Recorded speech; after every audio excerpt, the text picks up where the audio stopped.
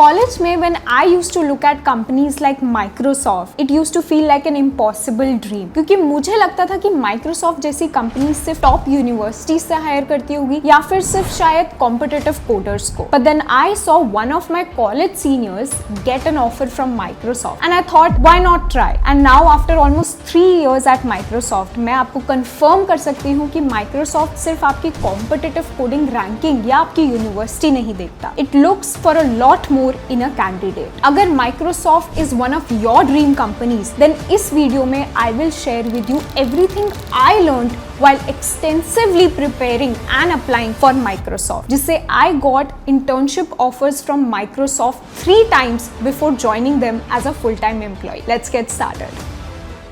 Microsoft was one of the first companies that I had set my eyes on. इसलिए मैंने उनके interview process पे बहुत detailed research करी थी and this is what I found and how I prepared accordingly. सबसे पहले अपने इंटरव्यूज में माइक्रोसॉफ्ट काफी फोकस करता है on data structures and algorithms and ये चीज 2025 में भी बदली नहीं है. Microsoft allows you to code in any of the major languages like C++, Java और Python and it does not only look at how you are coding but a lot of other things. So let's now discuss कि जब Microsoft के interview में they ask a coding problem, what exactly are they looking for in the candidate? First and most importantly, how are you approaching the DSA problem at hand and how are you thinking about it? Secondly, आप जो सोच रहे हो उसको आप communicate कैसे कर पा रहे हो? Because when you go into a company, आप अकेले काम नहीं कर रहे हो, तो you work in a team. So the interviewer also looks at your communication skills, how you're able to describe your thoughts and what you're thinking about solving the problem.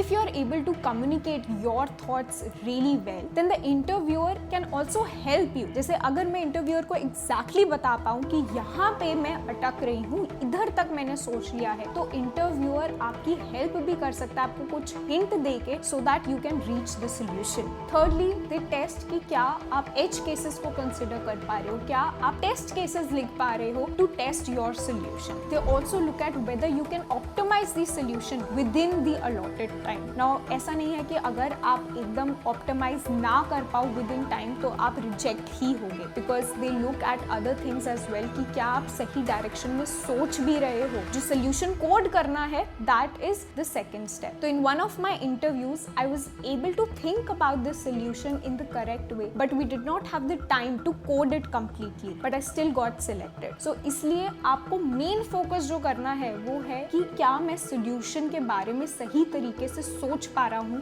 या फिर नहीं.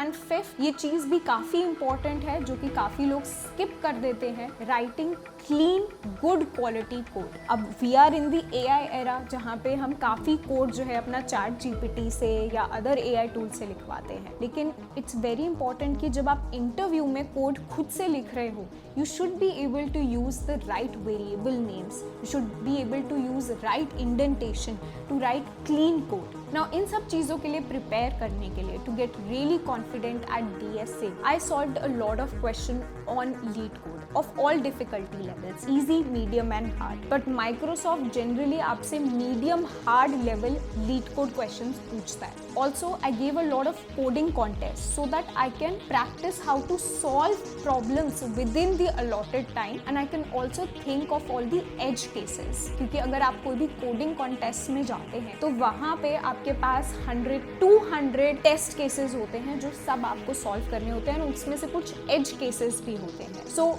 Solving coding contest is very important. Microsoft के DSA interview से पहले आपका एक coding contest भी होता है which is qualifying round. तो उसके लिए भी you need to practice a lot of coding contests. आप लीड कोड पे जो वीकली कोडिंग कॉन्टेस्ट होता है वो अभी से करना स्टार्ट कर सकते हैं to get in the rhythm. Another really important strategy that I used was giving mock interviews to my friends and seniors. I used to request my seniors कि मेरा प्लीज 1 घंटे का मॉक इंटरव्यू ले लो जिसमें आप मेरे से कुछ भी computer science fundamentals related questions पूछ सकते हो, कोई भी DSA प्रॉब्लम पूछ सकते हो, anything that you think could be asked in a Microsoft interview. Now giving such interviews if you're giving to a friend, एक तो आपको confidence build होगा, also you'll realize कि how to communicate better with the interviewer, and you'll realize कि क्या क्या आपकी shortcomings हैं which you need to work on further.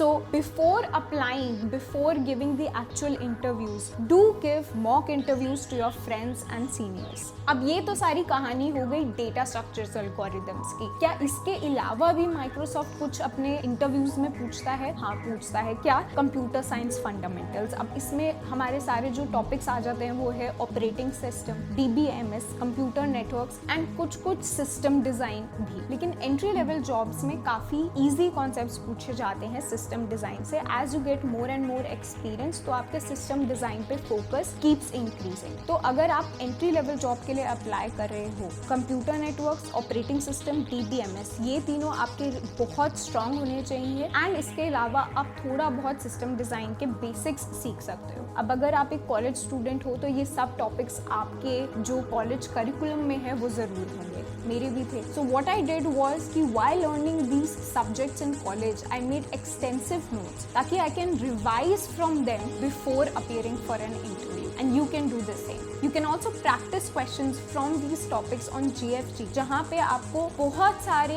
MCQs मिल जाएंगे इन सब टॉपिक्स से। Now remember, काफी बारी इंटरव्यूज में the interviewer will ask you कि आपका फेवरेट सब्जेक्ट कौन सा है कॉलेज में, ठीक है? तो इन सारे सब्जेक्ट्स में से आप एक सब्जेक्ट अपना बहुत ज्यादा स्ट्रॉन्ग रखना ताकि उस सब्जेक्ट का अगर आप इंटरव्यूअर को बोलते हो तो इंटरव्यूअर कुछ भी पूछे you should know the answer. अब ये हो गया मेन पार्ट इंटरव्यू का। इसके अलावा at the start of every interview, not just Microsoft, the interviewer will ask you to introduce yourself in 1 minute. Now this is your first impression on the interviewer and can really make or break your chances of getting selected. तो इसलिए instead of just winging it, I would suggest कि write a really good introduction for yourself जो कि आप 1 minute में बोल पाए, जिसमें you can focus on everything that you want to highlight about your application. जैसे अगर कोई coding contest है national level पे, state level पे where you have won, you can highlight that in your introduction. Or if there's any interesting project you have done or any other achievement, जैसे मैंने अपने introduction में 2-3 चीज़ें काफ़ी highlight करी थी, जैसे कि मेरा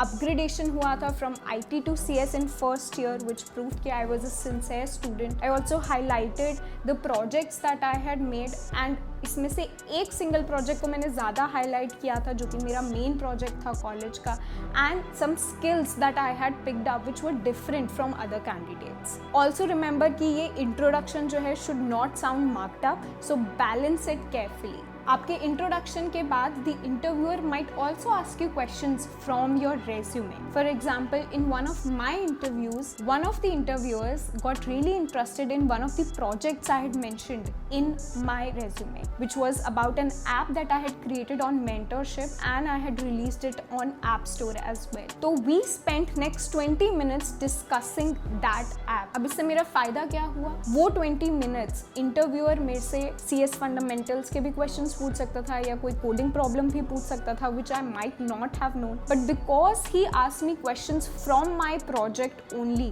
I knew everything about it. So it was an advantage for me. इसलिए I advise स्टूडेंट्स की जो भी आप अपने रेज्यूमे में डालते हो, whatever skills you are putting, whatever projects you are putting, whatever experiences you are putting, don't put any false ones. Put whatever you're really confident about, because हो सकता है कि कोई एक चीज इंटरव्यूअर पकड़ ले एंड उसी पे आपसे क्वेश्चंस पूछे इन द इंटरव्यू। अब काफी बच्चे ये भी चीज पूछते हैं कि क्या प्रोजेक्ट्स रेज्यूमे में अच्छे होना बहुत जरूरी है माइक्रोसॉफ्ट में हायर होने के लिए? तो ऐसा नहीं है कि if you don't have projects तो आप हायर नहीं होगे, but if you have a good project in your resume, it can make you stand out as a candidate like it did in my case. Lastly, जब भी आपका interview खत्म होगा उसके लास्ट में भी इंटरव्यूअर आपसे पूछता है कि do you have any questions for us. अब ये क्वेश्चन बहुत ज्यादा इंपॉर्टेंट नहीं होता है, but you can use this chance to increase your chances of getting selected. जैसे कि मेरे माइक्रोसॉफ्ट इंटरव्यू के टाइम पे I had done research about Microsoft mission and what projects they are working working on, so that I can ask questions about these topics to the interviewer. So similarly, चाहे आप Microsoft के लिए apply कर रहे हो या किसी भी और कंपनी के लिए अप्लाई कर रहे हो, do look into the company and whatever technologies they are working on, so that you can ask those questions and show your enthusiasm to join